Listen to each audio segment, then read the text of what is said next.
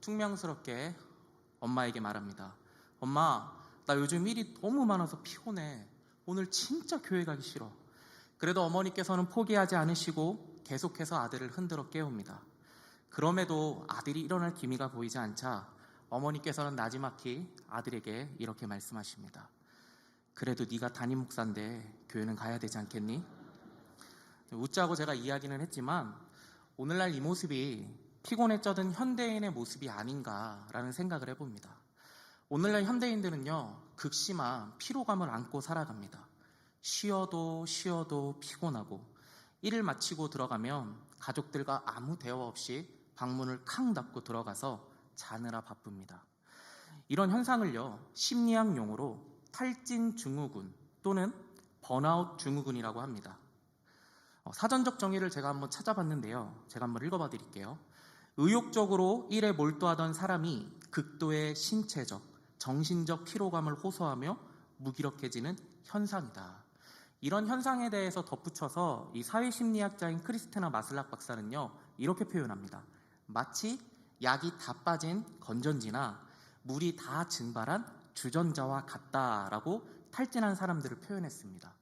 그러니까 한마디로 탈진은요, 몸의 기력이 다 빠지고 마음이 극도로 쇠약해지고 영혼이 침체된 상태를 말한다는 겁니다. 자동차 배터리는요, 날씨가 갑자기 추워지거나 전남밤에 자동차 실내등을 끄지 않고 내리는 경우 방전이 되기도 합니다. 이렇게 일반적으로 방전이 될 경우는요, 긴급 출동 자동차를 부르면 대부분 해결이 됩니다. 가득 충전되어 있는 배터리와 방전된 배터리를 케이블로 연결하고 점프를 뛰면 이 방전된 배터리가 다시 원래의 모습으로 돌아옵니다. 그러나 해결이 되지 않는 경우가 있습니다. 배터리의 수명이 완전히 다한 경우입니다. 이 같은 경우는요, 아무리 충전이 만방으로 되어 있는 배터리와 연결을 해서 점프를 한다 하더라도 충전이 안 됩니다. 여러분, 바로 탈진이요, 완전히 배터리 수명이 다한 배터리와 같다는 겁니다. 이미 몸의 에너지를 전부 다 소진했기 때문에 충분히 잠을 잔다고 해서, 또 가족들끼리 아니면 나 홀로 2박 3일, 3박 4일 어디 여행을 갔다 온다고 해서 쉽사리 다시 삶의 에너지가 충전이 되지를 않는다는 겁니다. 그래서 탈진한 사람들은요, 늘 항상 삶의 무기력과 깊은 우울감에 잡혀서 살아가는 것을 보게 됩니다. 분별력도 상실해서요, 상식에 어긋나는 행동을 하기도 하고, 또 남들보다 뒤처져 있는 자신의 모습 때문에 괴로워하고 자존감이 바닥을 치기도 하고, 아무도 알아주지 않는 자신의 모습 때문에 외로움도 느낍니다. 심할 경우에는요, 망상을 느끼면서 극단적인 선택을 하기도 합니다. 특별히 여기 앉아 계시는 40대, 50대 아버지 성도님들이 탈진 증후군에 시달리는 경우가 많이 있습니다.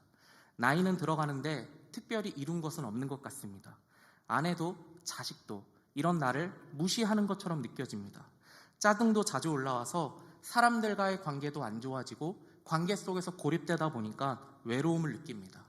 예전에는 멋진 남편, 멋진 아빠가 되고 싶었는데 현재 자신의 초라한 모습 때문에 속이 상하고 자신감을 잃어버립니다. 그리고 얼마 뒤에는 회사에서 명퇴를 당할지도 모릅니다. 그뿐만 아니라 호르몬의 변화로 인하여서 점점 잔소리는 늘고 매사가 우울해지고 짜증이 난다는 겁니다. 우리 여자 성도님들은 어떻습니까? 중년의 우울증이 찾아옵니다. 마음은 여전히 20대 초반이지만 폐경이 시작되면서 몸이 예전과 같지 않고 여성으로서의 매력은 점점 사라집니다. 그 꿈 많던 소녀 시절은 다 가고 가사일에 시달리고 자녀에게 시달리고 인생사에 부딪히다 보니까 어느새 거울 앞에는 깊은 주름을 가진 그런 얼굴을 가진 자신만 남아있다는 겁니다.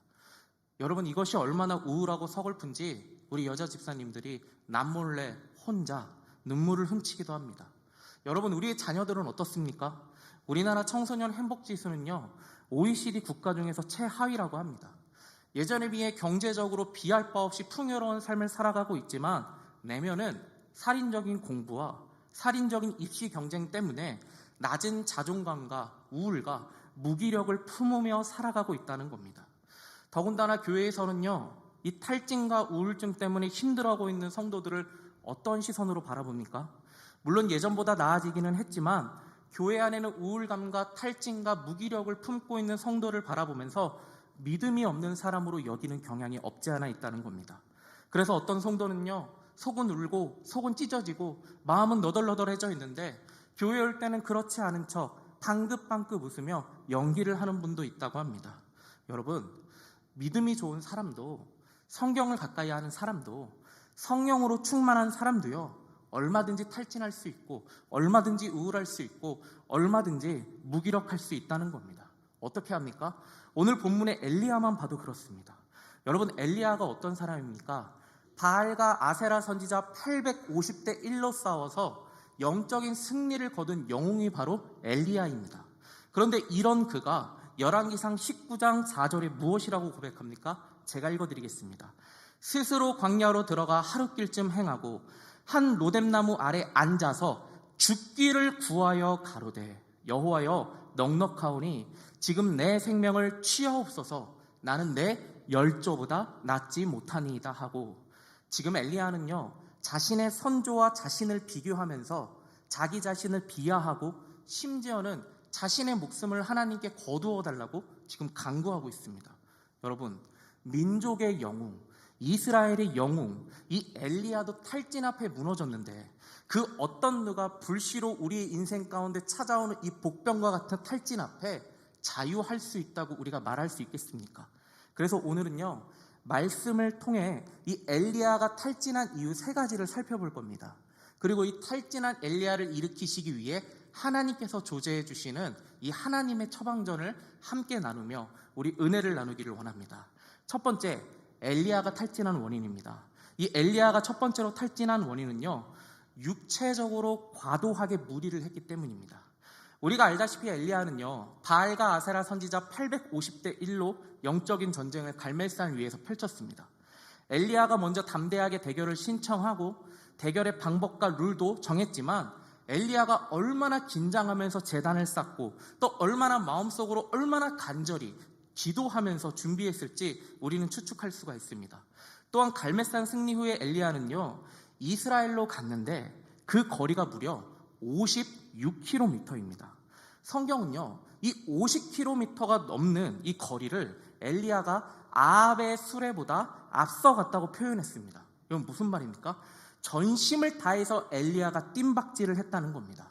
여러분, 아무리 성령의 능력이 부어져도요, 아무리 말씀의 은혜를 충만하게 받아도요, 이렇게 전심전력으로 50km가 넘는 거리를 뜀박질을 한다면 에너지가 다 소진되지 않았겠습니까? 그뿐 아닙니다.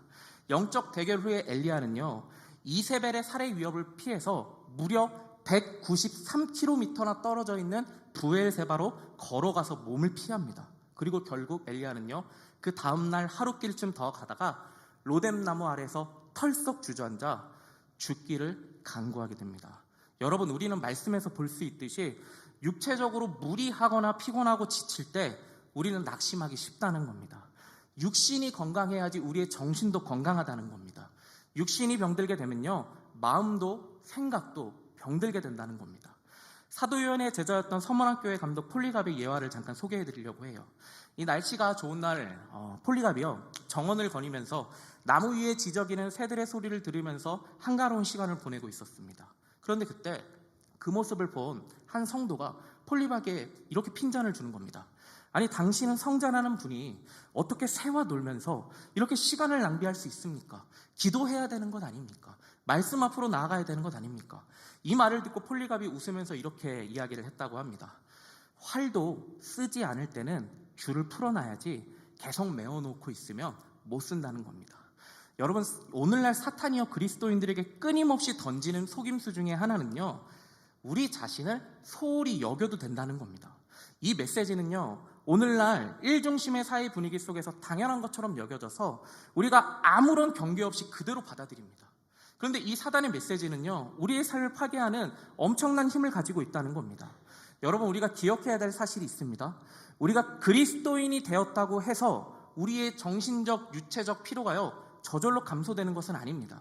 내가 주님께 헌신하고 주님의 일에 올인했다고 해서 저절로 내 안에 있는 육체적, 전신적인 이 피로가 해결되지 않는다는 겁니다. 목사님이든 장로님이든 권사님이든 집사님이든 가릴 것 없이 우리의 육체적, 전신적 피로는요, 쉬어야 해결이 된다는 겁니다. 그렇지 않으면 오늘 본문에 나온 엘리야처럼 탈진할 수밖에 없다는 겁니다. 바로 엘리야가 이 부분을 놓쳤습니다. 그리고 두 번째, 엘리야가 탈진한 이유는요, 그의 시선이 하나님을 떠났기 때문입니다. 엘리야는요, 갈멜산에서 영적 전투가 끝나가게 되면 아합 왕이 회개하고 돌아올 줄 알았습니다. 이스라엘이 온전히 하나님만을 섬길 줄 알았습니다. 그러나 이후에 벌어진 일은 어떻습니까? 아합과 이세벨은요, 전혀 약해지지가 않았습니다. 오히려 이세벨은요, 내일까지 내가 엘리야를 죽이지 못하면 내가 믿고 있는 신에게 벌을 받아 마땅하다며 으름장을 놓고 있습니다. 그렇다면 엘리야가요, 이세벨의 살해 위협 때문에 지금 로뎀나무 아래에서 죽기까지 죽여달라고 하나님께 지금 간청하고 있는 걸까요? 사실 아닙니다. 왜냐하면 이세벨의 살해 위협은요, 오늘 본문이 처음이 아닙니다. 이세벨은 늘 항상 집권한 후부터 끝날 때까지 항상 하나님의 선지자들을 찾아내어서 발본색원하여 죽였습니다.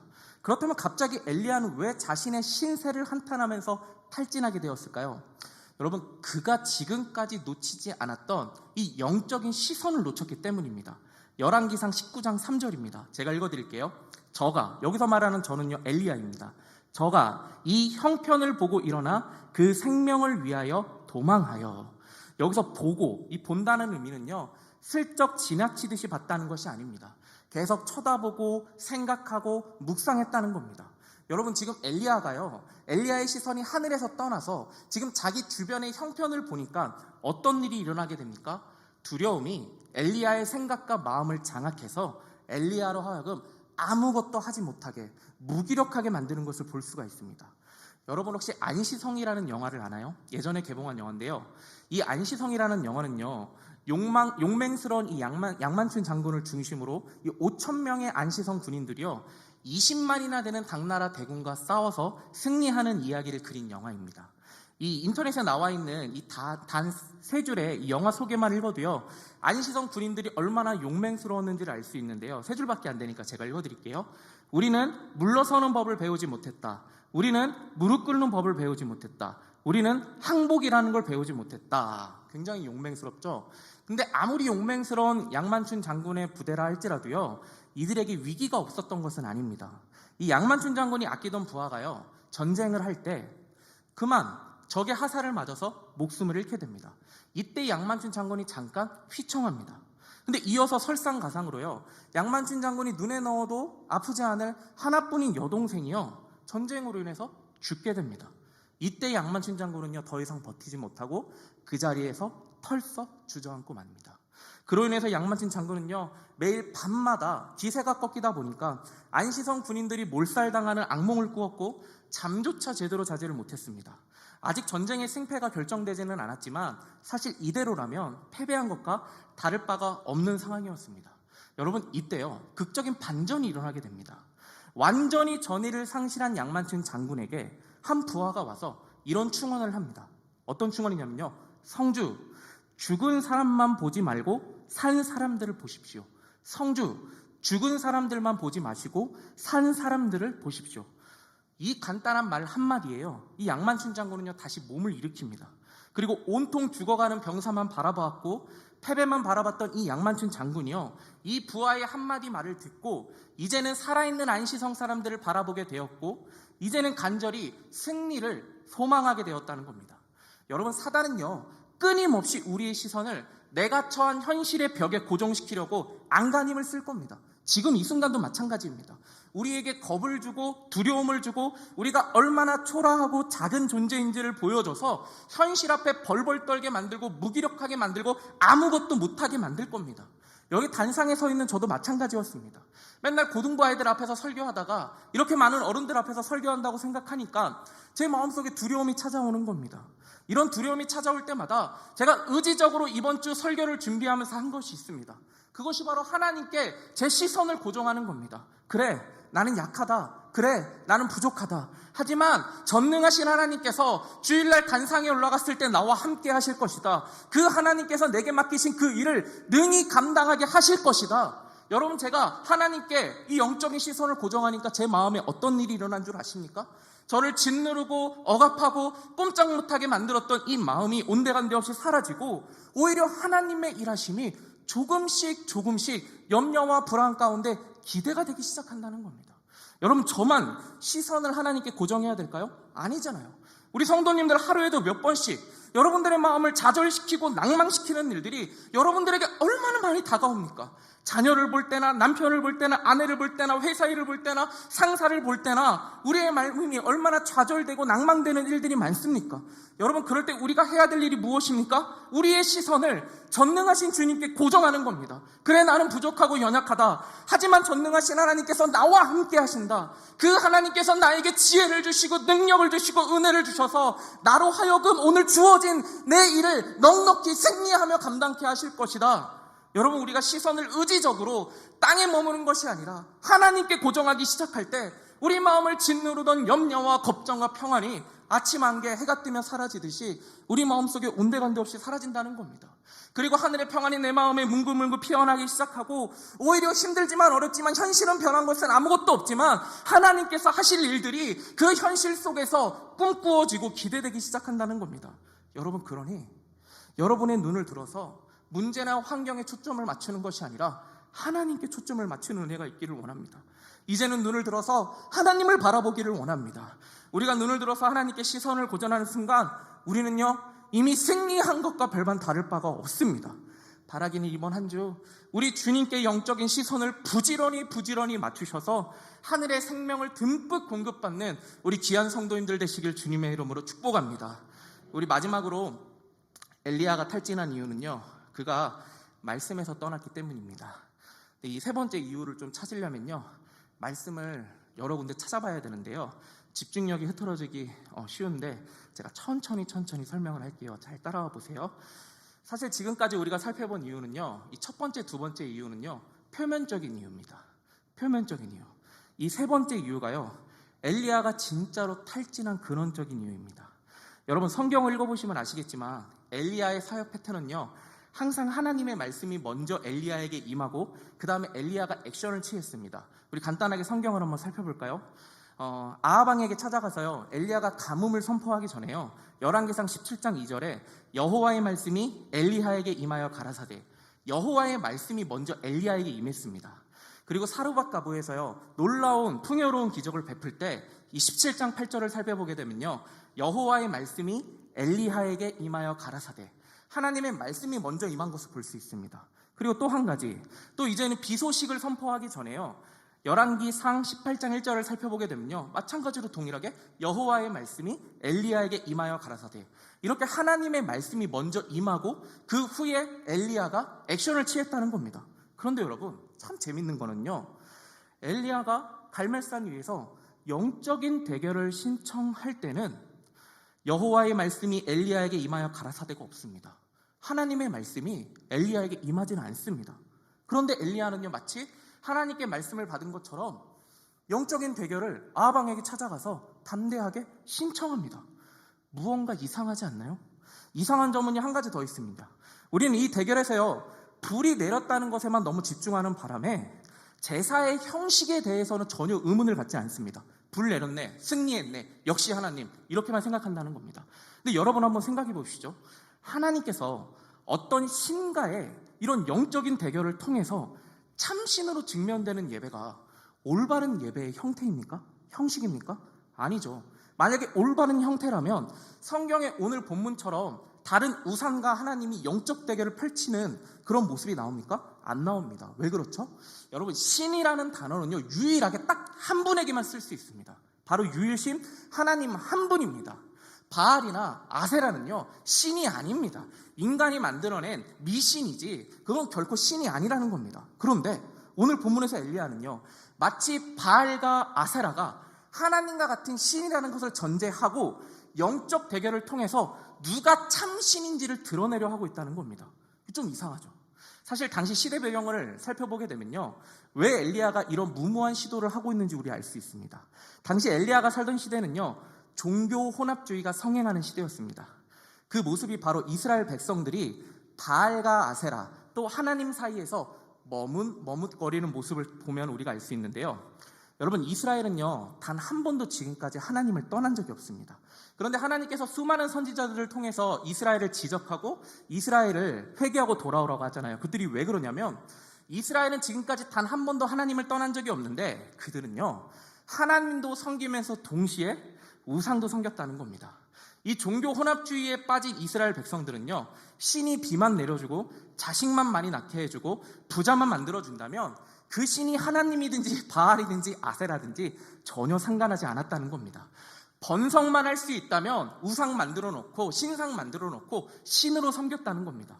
여러분, 이것이 바로 종교 혼합주의입니다. 그리고 이 종교 혼합주의가 만연한 이 시대의 영향을요, 오늘 본문의 위대한 하나님의 종인 엘리야도 피해갈 수 없었다는 겁니다. 그래서 엘리야는요, 가만히 있는 아합 왕에게 찾아가서 먼저 영적인 대결을 신청할 뿐만 아니라 대결의 룰과 승리의 조건도 본인이 먼저 정해서 본인이 먼저 말합니다. 24절입니다. 너희는 너희 신의 이름을 부르라. 나는 여호와라 이름을 부르리니 이에 불로 응답하는 신 그가 하나님이니라. 이렇게 대결의 방법과 승리의 조건까지 다 정해졌습니다. 이제는 갈멜산 위에서요, 영적인 전투가, 영적인 대결이 펼쳐집니다. 먼저는 바알과 아세라 선지자 850명이 제사를 드렸습니다. 그들은 아침부터 낮까지요, 송아지를 잡고 바알의 이름을 불렀습니다. 그런데 아무 일도 일어나지 않는 겁니다. 이에 바알과 아세라 선지자들은요, 바알과 아세라 그들의 신을 자극하기 위해서 뛰기 시작합니다. 그런데도 아무런 일이 일어나지 않자 그들은요, 칼과 창으로 자신의 몸을 상처를 입게 해서 피를 내면서 바알과 아세라 신을 흥분시키려 했습니다. 그럼에도 불구하고 아무런 일이 일어나지 않습니다. 여러분, 성경을 자세히 읽어보면 알겠지만요, 이 바알과 아세라 850명의 제사장들이 드린 이 제사를요, 성경은 동일한 단어를 2번 반복하면서 평가를 내립니다. 먼저 26절입니다. 어떤 단어가 동일하게 반복되는지 한번 생각하시면서 한번 들어보세요. 26절 제가 읽어드릴게요. 저희가 그 받는 송아지를 취하여 잡고 아침부터 낮까지 바알의 이름으로 불러 가로되 바알이여 우리에게 응답하소서 하나 아무 소리도 없으므로 저희가 그 쌓은 단 주위에서 뛰놀더라. 여러분, 이어서 29절입니다.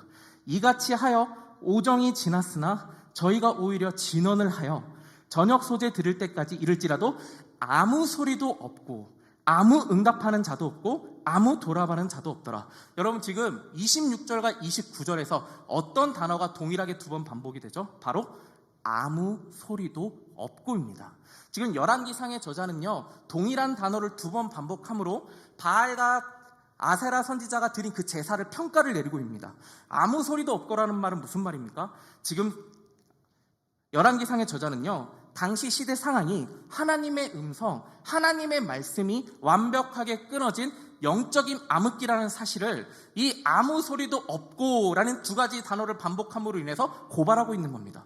여러분, 그렇다면요, 이제 카메라 렌즈를 돌려서 엘리야의 제사를 한번 살펴봅시다. 엘리야의 제사의 차례가 됐습니다. 이제 엘리야가 단을 수축합니다. 36절에서 38절입니다. 우리 다 같이 한번 읽어볼까요? 저녁 소재 드릴 때 36절에서 38절입니다. 시작. 저녁 소재 드릴 때 이르러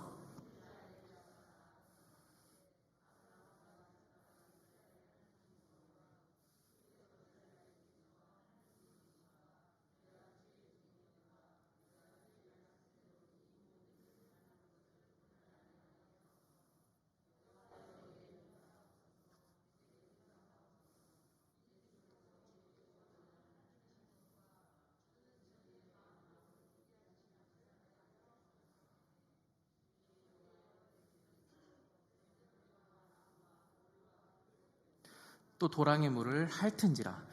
여러분, 지금 우리가 방금 읽은 성경 구절만 보게 되면요, 누가 승리한 것처럼 보이죠? 엘리야가 승리한 것처럼 보입니다. 왜요? 불이 하늘에서 내렸기 때문입니다. 그런데 무언가 찜찜합니다. 왜냐하면 엘리야가 드린 제사와 바알과 아세라 선지자가 드린 제사에는요, 한 가지 공통점이 보이기 때문입니다. 그것이 무엇입니까? 앞에서 살펴본 것처럼 바알과 아세라 선지자가 드린 제사에는요, 아무 소리도 없었습니다. 그런데 엘리야가 드린 제사에도 아무 소리도 없었다는 겁니다. 물론 하나님께서요, 자신이 참신임을 드러내시기 위해 불론을 응답하셨지만 잘 한번 생각해 보세요. 엘리야가 대결을 신청하기 전부터 불이 내려오기까지 하나님께서는요, 아무 말씀도 하지 않으시고 엘리야의 제사에 침묵하셨다는 겁니다. 이것이 공통점입니다. 여러분, 우리 이 찜찜함을 가지고요, 카메라 렌즈를 다시 열왕기상 19장에 호롯산 위에 서 있는 엘리야에게 우리 초점을 맞추기를 원합니다. 여러분, 하나님께서는요, 탈진한 엘리야를 이끌어서 어디에 세우시냐면요, 호렙산 위에 세우십니다. 그리고 하나님께서는요, 그 엘리야 앞을요, 세 가지 자연 현상으로 지나가십니다. 11절에서 12절입니다.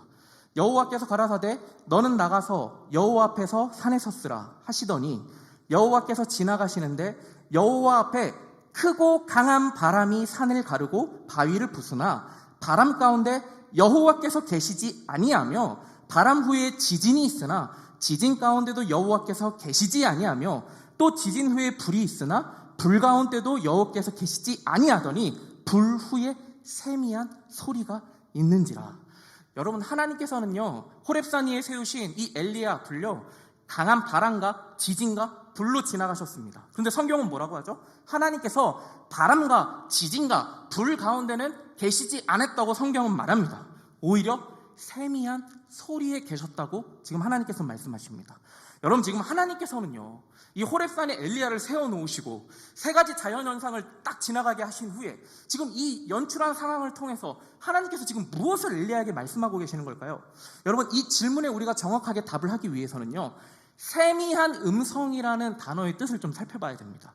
여러분, 세미한 음성은요, 히브리어로 어떤 뜻을 가지고 있냐면요, 신이 돌을 쪽쪽쪽쪽 이렇게 쪼는 작은 소리라는 뜻을 가지고 있습니다.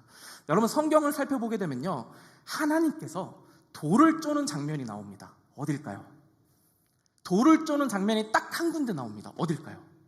바로 출애굽기 24장인데요. 하나님께서 출애굽기 24장을 보게 되면요, 모세를 호렙산으로 동일하게 부르십니다. 그리고 모세가 준비한 그 돌판 위에 하나님께서 친히 돌을 쪼셔서 하나님의 율법, 하나님의 말씀인 십계명을 모세를 통하여 이스라엘에게 주십니다.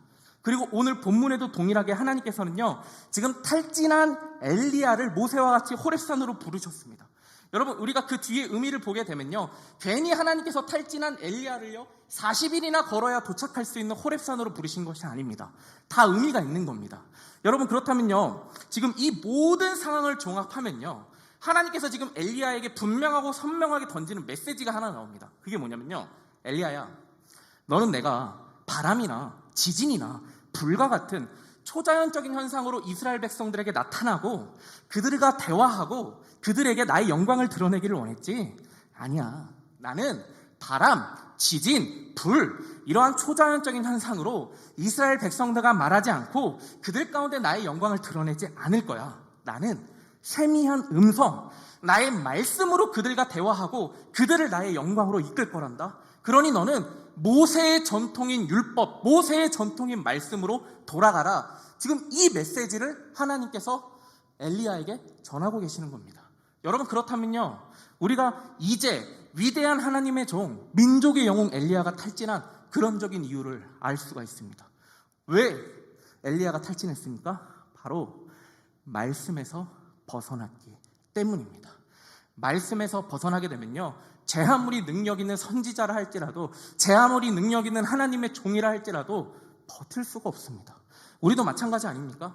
우리 그리스도인들은요, 생명의 근원이신 하나님의 말씀에서 우리의 삶과 생각과 마음이 벗어나는 그 순간 우리는 필연적으로 탈진을 경험할 수밖에 없다는 겁니다. 여러분, 그 대표적인 예가 한국교회 아닙니까? 한국교회는요, 세계 역사상 유례를 살펴볼 수 없을 정도로 큰 부흥을 경험했습니다.